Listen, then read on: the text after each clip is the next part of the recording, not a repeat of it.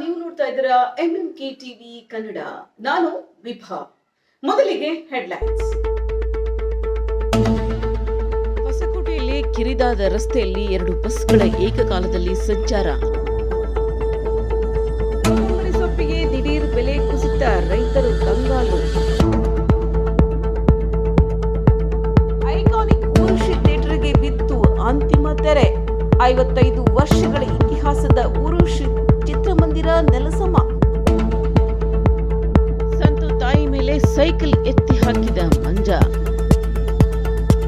ತಮಿಳುನಾಡಿಗೆ ಕೆಆರ್ಎಸ್ ನೀರು ಬಿಡುಗಡೆ ಖಂಡಿಸಿ ಮಂಡ್ಯದಲ್ಲಿ ಕರವೇ ಪ್ರತಿಭಟನೆ.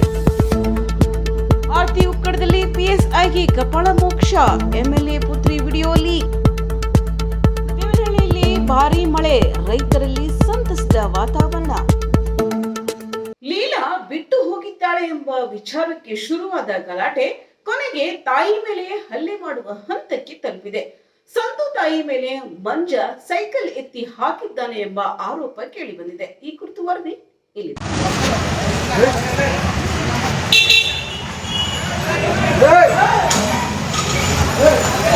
ಲೀಲಾ ಬಿಟ್ಟು ಹೋಗಿದ್ದಕ್ಕೆ ಮಂಜ ಗಲಾಟೆ ಮಾಡಿಕೊಂಡಿದ್ದಾನೆ ಎನ್ನಲಾಗಿದೆ.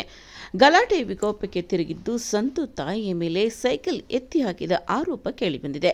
ಘಟನೆಯಿಂದ ಸ್ಥಳದಲ್ಲಿ ಕೆಲಕಾಲ ಆತಂಕದ ವಾತಾವರಣ ನಿರ್ಮಾಣವಾಗಿದ್ದು, ಘಟನೆಗೆ ಸಂಬಂಧಿಸಿದ ಹೆಚ್ಚಿನ ಮಾಹಿತಿ ನಿರೀಕ್ಷಿಸಲಾಗಿದೆ. ಬೆಂಗಳೂರು ನಗರದ ಐಕಾನಿಕ್ ಊರ್ವಶಿ ಥಿಯೇಟರ್ಗೆ ಇದೀಗ ಅಂತಿಮ ತೆರೆ ಬಿದ್ದಿದೆ. ಲಾಲ್ಬಾಗ್ ಮುಖ್ಯ ರಸ್ತೆಯಲ್ಲಿದ್ದ 55 ವರ್ಷಗಳ ಇತಿಹಾಸದ ಈ ಚಿತ್ರಮಂದಿರ ಇಂದು ನೆಲಸಮ ಕಾರ್ಯಕ್ಕೆ ಒಳಗಾಗಿದೆ. 1970ರಲ್ಲಿ ವರನಟ ಡಾಕ್ಟರ್ ರಾಜ್ಕುಮಾರ್ ಅವರಿಂದ ಉದ್ಘಾಟನೆಗೊಂಡಿದ್ದ ಊರ್ವಶಿ ಥಿಯೇಟರ್ 5 ಭಾಷೆಗಳ 5,000ಕ್ಕೂ ಹೆಚ್ಚು ಸಿನಿಮಾಗಳ ಪ್ರದರ್ಶನಕ್ಕೆ ಸಾಕ್ಷಿಯಾಗಿತ್ತು. ಈ ಥಿಯೇಟರ್ ಹಲವು ಸ್ಟಾರ್ಗಳ ಸಿನಿಮಾಗಳಿಗೆ ಲಕ್ಕಿ ಥಿಯೇಟರ್ ಎಂದು ಖ್ಯಾತಿ ಪಡೆದಿತ್ತು. ಈ ಕುರಿತು ಒಂದು ವರದಿ ಎಲ್ಲಿದೆ.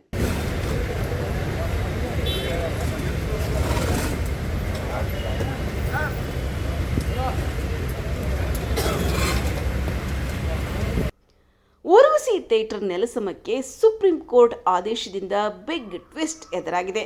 ಗುತ್ತಿಗೆ ಅವಧಿ 2018ರ ಏಪ್ರಿಲ್ನಲ್ಲಿ ಮುಕ್ತಾಯವಾಗಿದ್ದು, ಭೂಮಾಲೀಕರು ಜಾಗ ವಾಪಸ್ ಪಡೆದ ಹಿನ್ನೆಲೆಯಲ್ಲಿ ಇದೀಗ ಡೆಮಾಲಿಷ್ ಕಾರ್ಯ ಆರಂಭವಾಗಿದೆ. ಕಳೆದ 8 ವರ್ಷಗಳಿಂದ ಲೀಸ್ ವಿಚಾರದಲ್ಲಿ ವಿವಾದದಲ್ಲಿದ್ದ ಊರ್ವಶಿ ಥಿಯೇಟರ್ ಬಗ್ಗೆ ಗುತ್ತಿಗೆ ಇನ್ನು 3 ವರ್ಷ ಮುಂದುವರೆದಿದೆ ಎಂಬ ಚರ್ಚೆಯೂ ನಡೆದಿತ್ತು. ಆದರೆ ಇದೀಗ ನ್ಯಾಯಾಲಯದ ಆದೇಶದ ಬಳಿಕ ಥಿಯೇಟರ್ ಭವಿಷ್ಯವೇ ಅಂತ್ಯಗೊಂಡಿದೆ. ಭಾರತದ ಕೇವಲ 2 ಥಿಯೇಟರ್ಗಳಲ್ಲಿ ಲಭ್ಯವಿದ್ದು ವಿಶೇಷ ಸೌಂಡ್ ಟೆಕ್ನಾಲಜಿಯನ್ನು ಹೊಂದಿದ್ದ ಊರ್ವಶಿ ಕನ್ನಡ ಸಿನಿ ಪ್ರೇಮಿಗಳ ಪಾಲಿಗೆ ವಿಶೇಷ ನೆನಪಾಗಿತ್ತು. ಶಿವರಾಜ್ ಕುಮಾರ್ ಅಭಿನಯದ AK47 ಸಿನಿಮಾ ಸೇರಿದಂತೆ ಹಲವು ಸೂಪರ್ ಹಿಟ್ ಸಿನಿಮಾಗಳು ಇಲ್ಲಿ 106 ದಿನಗಳ ಪ್ರದರ್ಶನ ಕಂಡಿದ್ವು. ಇದೀಗ ಟಾಕ್ಸಿಕ್ ಸಿನಿಮಾ ರಿಲೀಸ್ಗೂ ಮುನ್ನವೇ ಐಕಾನಿಕ್ ಊರ್ವಶಿ ಥಿಯೇಟರ್ ಧರೆಗುರುಳುತ್ತಿದೆ.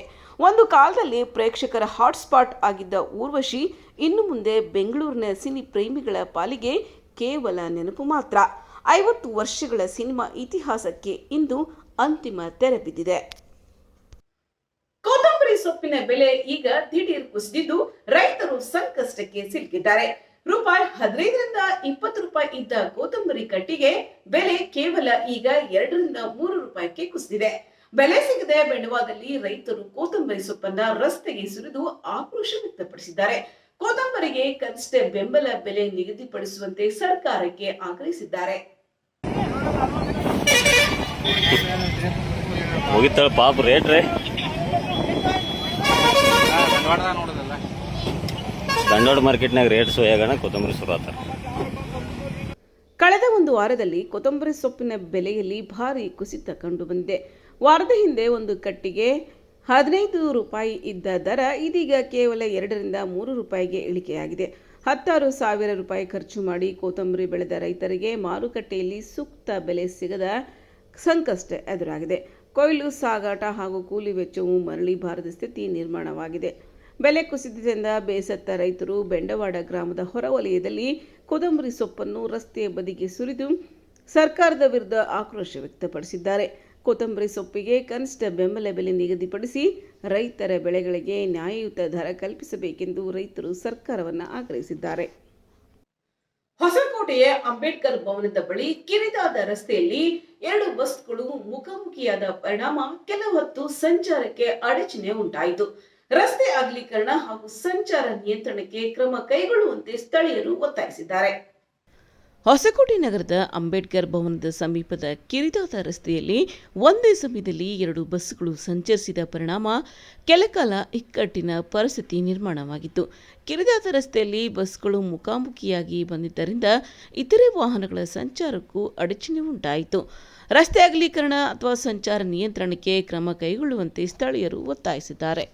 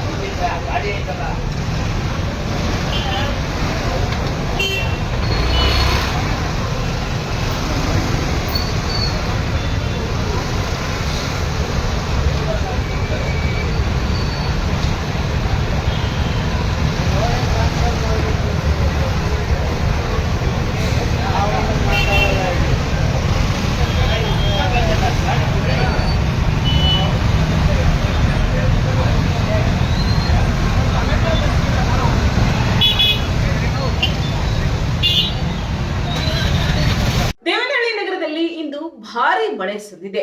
ದಿಢೀರ್ ಸುರಿದ ಮಳೆಯಿಂದ ನಗರದ ಜನಜೀವನದಲ್ಲಿ ಕೆಲ ಕಾಲ ಬದಲಾವಣೆ ಕಂಡು ಬಂದಿತ್ತು. ಉತ್ತಮ ಮಳೆಯಿಂದ ರೈತರಲ್ಲಿ ಮಾತ್ರ ಸಂತಸದ ವಾತಾವರಣ ನಿರ್ಮಾಣವಾಗಿದೆ. ಕಳೆದ ಕೆಲ ದಿನಗಳಿಂದ ಮಳೆ ನಿರೀಕ್ಷೆಯಲ್ಲಿದ್ದ ರೈತರಿಗೆ ವರುಣನ ಆಗಮನ ಹೊಸ ಆಶಾಭಾವನೆ ಮೂಡಿಸಿದೆ. ದೇವನಹಳ್ಳಿ ನಗರದಲ್ಲಿ ಭರ್ಜರಿ ಮಳೆಯಾಗಿದೆ. ಕಪ್ಪಿಟ್ಟಿದ್ದ ಮೋಡಗಳು ಮಳೆ ಸುರಿಸಿದ್ದು ನಗರದ ಹಲವು ಭಾಗಗಳಲ್ಲಿ ಉತ್ತಮ ಮಳೆಯಾಗಿದೆ. ಮಳೆಯ ಆಗಮನದಿಂದ ರೈತರು ಫುಲ್ ಖುಷ್ ಆಗಿದ್ದಾರೆ. ಕೃಷಿ ಚಟುವಟಿಕೆಗಳಿಗೆ ಮಳೆ ಸಹಕಾರಿಯಾಗುವ ನಿರೀಕ್ಷೆ ಇದ್ದು ಬಿತ್ತನೆ ಹಾಗೂ ಮುಂದಿನ ಕೃಷಿ ಕೆಲಸಗಳಿಗೆ ಅನುಕೂಲವಾಗಲಿದೆ ಎಂಬ ಆಶಾಭಾವನೆ ರೈತರಲ್ಲಿದೆ. ಒಟ್ಟಿನಲ್ಲಿ ವರುಣನ ಕೃಪೆಯಿಂದ ದೇವನಹಳ್ಳಿ ರೈತರ ಮೊಗದಲ್ಲಿ ಮಂದಹಾಸ ಮೂಡಿದೆ. ಮಂಡ್ಯದಲ್ಲಿ ತಮಿಳುನಾಡಿಗೆ ಕೆಆರ್ಎಸ್ ಜಲಾಶಯದಿಂದ ನೀರು ಬಿಡುಗಡೆ ಮಾಡಿರುವುದನ್ನ ಖಂಡಿಸಿ ಕರವೇ ಕಾರ್ಯಕರ್ತರು ಪ್ರತಿಭಟನೆ ನಡೆಸಿದ್ದಾರೆ. ಮಂಡ್ಯದ ಸಂಜೆ ವೃತ್ತದಲ್ಲಿ ಪ್ರತಿಭಟನೆ ನಡೆಸಿದ ಕಾರ್ಯಕರ್ತರು ರಾಜ್ಯ ಸರ್ಕಾರದ ವಿರುದ್ಧ ಆಕ್ರೋಶ ವ್ಯಕ್ತಪಡಿಸಿದ್ದಾರೆ. ಈ ಕುರಿತು ವಿಶೇಷ ಮಾಹಿತಿ ಇಲ್ಲಿದೆ. ಮಂಡ್ಯದಲ್ಲಿ ತಮಿಳುನಾಡಿಗೆ ಕೆಆರ್ಎಸ್ನಿಂದ ನೀರು ಬಿಡುಗಡೆ ಮಾಡಿರುವುದನ್ನು ಖಂಡಿಸಿ ಕರವೇ ಕಾರ್ಯಕರ್ತರು ಪ್ರತಿಭಟನೆ ನಡೆಸಿದರು. ಸಂಜೆ ವೃತ್ತದಲ್ಲಿ ಜಮಾಯಿಸಿದ ಕಾರ್ಯಕರ್ತರು ನಮ್ಮ ನೀರು ನಮ್ಮ ಹಕ್ಕು ಎಂದು ಘೋಷಣೆ ಕೂಗಿ ಆಕ್ರೋಶ ವ್ಯಕ್ತಪಡಿಸಿದರು. ರಾಜ್ಯದಲ್ಲಿ ಸದ್ಯ ನಿರೀಕ್ಷಿತ ಪ್ರಮಾಣದಲ್ಲಿ ಮಳೆಯಾಗುತ್ತಿಲ್ಲ. ಇಂತಹ ಪರಿಸ್ಥಿತಿಯಲ್ಲಿ ತಮಿಳುನಾಡಿಗೆ ನೀರು ಬಿಡುಗಡೆ ಮಾಡಿದರೆ ಮುಂದಿನ ದಿನಗಳಲ್ಲಿ ಕರ್ನಾಟಕದ ಪರಿಸ್ಥಿತಿ ಏನಾಗಲಿದೆ ಎಂದು ಪ್ರತಿಭಟನಾಕಾರರು ಪ್ರಶ್ನಿಸಿದರು. ಇನ್ನು ತಮಿಳುನಾಡಿನಲ್ಲಿ ಮುಂದೆ ಮಳೆಯಾಗುವ ಸಾಧ್ಯತೆ ಇದ್ದರೂ ರಾಜ್ಯದ ವಾಸ್ತವ ಪರಿಸ್ಥಿತಿಯನ್ನು ಸಿಡಬ್ಲ್ಯೂಎಂಎ ಮುಂದೆ ಸರ್ಕಾರ ಸಮರ್ಪಕವಾಗಿ ಮನವರಿಕೆ ಮಾಡಿಕೊಡಬೇಕೆಂದು ಆಗ್ರಹಿಸಿದರು. ಇನ್ನು ತಮಿಳುನಾಡಿನ ಹಿತ ಕಾಯುವ ಬದಲು ಮೊದಲು ಕರ್ನಾಟಕದ ರೈತರು ಹಾಗೂ ಜನರ ಹಿತವನ್ನು ಸರ್ಕಾರ ಕಾಪಾಡಬೇಕೆಂದು ಒತ್ತಾಯಿಸಿದರು. ರಾಜ್ಯ ಸರ್ಕಾರ ತಮಿಳುನಾಡಿಗೆ ನೀರು ಹರಿಸೋದಿಲ್ಲ ಅಂತೇಳಿ ಮಾಧ್ಯಮಗಳಲ್ಲಿ ಮತ್ತು ವಿವಿಧ ಕಡೆಯಲ್ಲಿ ಮಾನ್ಯ ಮುಖ್ಯಮಂತ್ರಿಗಳು ಹೇಳ್ಕೊಂಡು ಬಂದಂಥದ್ದು. ಕಬಿನಿ ಜಲಾಶಯದಿಂದ ಸುಮಾರು 12 TMC ನೀರು ಆಲ್ರೆಡಿ ಹರಿಸಿದ್ದಾರೆ ತಮಿಳುನಾಡಿಗೆ. KRS ಇಂದ ನಿರಂತರವಾಗಿ ತಮಿಳುನಾಡಿಗೆ ನೀರು ಹರಿತಾ ಇದೆ. ಇವತ್ತು ನಮ್ಮ 4 ಜಲಾಶಯಗಳಲ್ಲಿ ಎಷ್ಟು ಪ್ರಮಾಣದ ನೀರಿದೆ, ಹೇಮಾವತಿ ಇರ್ಬೋದು, ಕಬಿನಿ ಇರ್ಬೋದು, ಆರಂಗಿ ಇರ್ಬೋದು, ಮತ್ತು ನಮ್ಮ KRS ಜಲಾಶಯದಲ್ಲಿ ಎಷ್ಟು ಪ್ರಮಾಣದ ನೀರಿದೆ.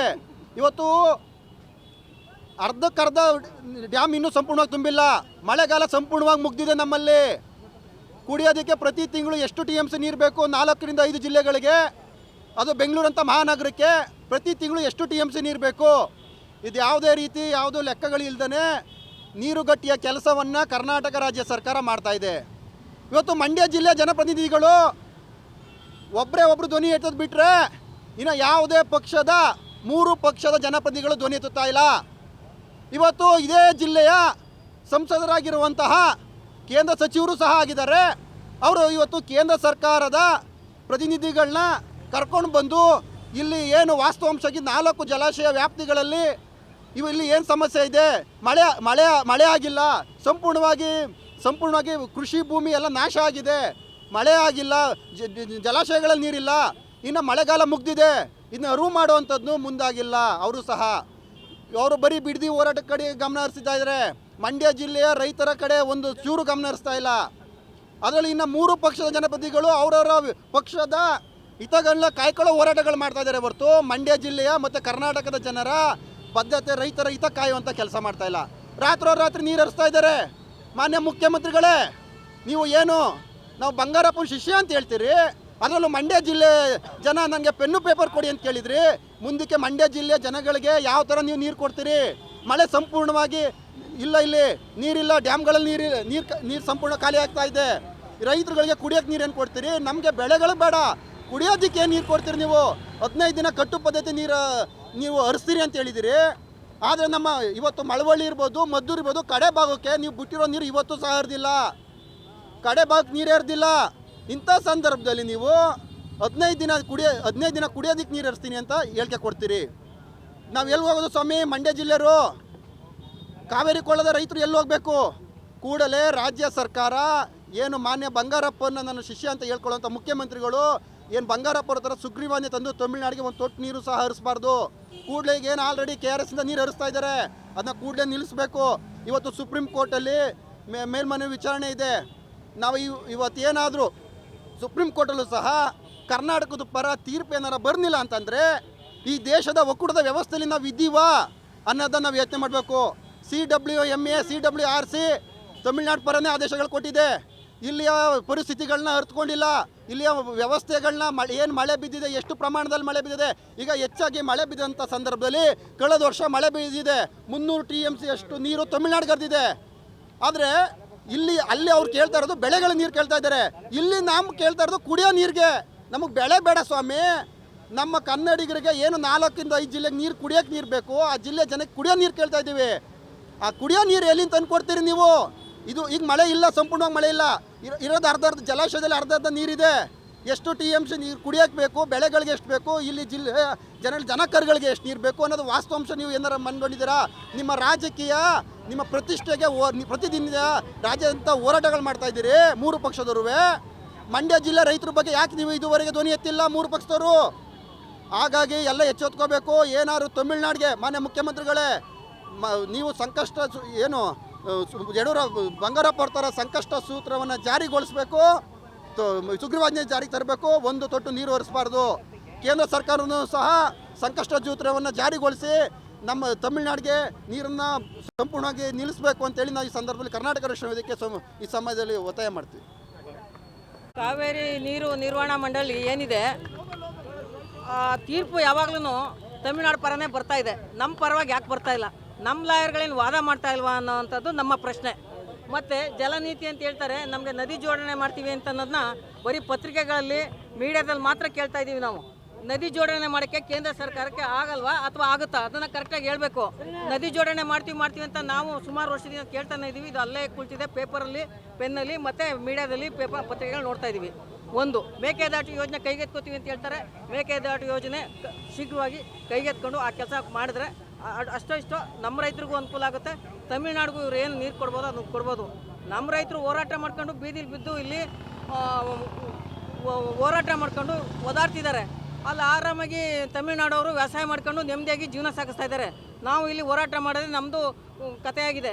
ದಯವಿಟ್ಟು ಇದಕ್ಕೆಲ್ಲ ಒಂದು ಏನು ತಾರ್ಕಿಕವಾದ ಅಂತ್ಯ ಆಗಬೇಕು. ಮತ್ತು ನಮ್ಮ MP ಗಳೇ ಆಗಲಿ, ನಮ್ಮ ರಾಜ್ಯದ, ನಮ್ಮ ಜಿಲ್ಲೆಯ ಏನು ಜನಪ್ರತಿನಿಧಿಗಳು ರೈತರ ಬಗ್ಗೆ ಇಷ್ಟು ನಿರ್ಲಕ್ಷ್ಯ ವಹಿಸುವಂಥ ಕ್ರಮ ದಯವಿಟ್ಟು ಮಾಡಬೇಡಿ.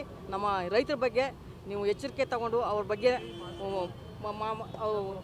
ನಿರ್ಲಕ್ಷ್ಯ ತಗೊಳ್ದೆ ದಯವಿಟ್ಟು ರೈತರನ್ನ ಗಣನೆಗೆ ತಗೊಂಡು ರೈತರಿಗೆ ಏನು ಸೂತ್ರಗಳನ್ನ ನೀವು ಮಾಡಬೇಕು ಅಂತದನ್ನ ಮಾಡಬೇಕು ಅಂತೇಳಿ ನಾವು ಕರ್ನಾಟಕ ರಕ್ಷಣಾ ವೇದಿಕೆಯಿಂದ ಕೇಳ್ಕೊತೀವಿ. ಮತ್ತು ಈ ದಿನ ಏನಾದ್ರೂ ನಮ್ಮ ವಿರುದ್ಧವಾಗಿ ಏನಾದ್ರೂ ಅಲ್ಲಿ ತೀರ್ಪಾದರೆ ನಾವು ಇಡೀ ರಾಜ್ಯಾದ್ಯಂತ ಕರ್ನಾಟಕ ರಕ್ಷಣಾ ವೇದಿಕೆ ವತಿಯಿಂದ ನಾವು ಹೋರಾಟ ಮಾಡೋದಕ್ಕೆ ಸಿದ್ಧರಿದ್ದೀವಿ ಅಂತ ಹೇಳೋದಕ್ಕೆ ಇಷ್ಟಪಡ್ತೀವಿ. ಇಂಥ ಹಲವು ಮಾಹಿತಿಗಳನ್ನ ತಿಳಿಯಲು ನೋಡ್ತಾ ಇರಿ MMK TV ಕನ್ನಡ. ನಮಸ್ಕಾರ.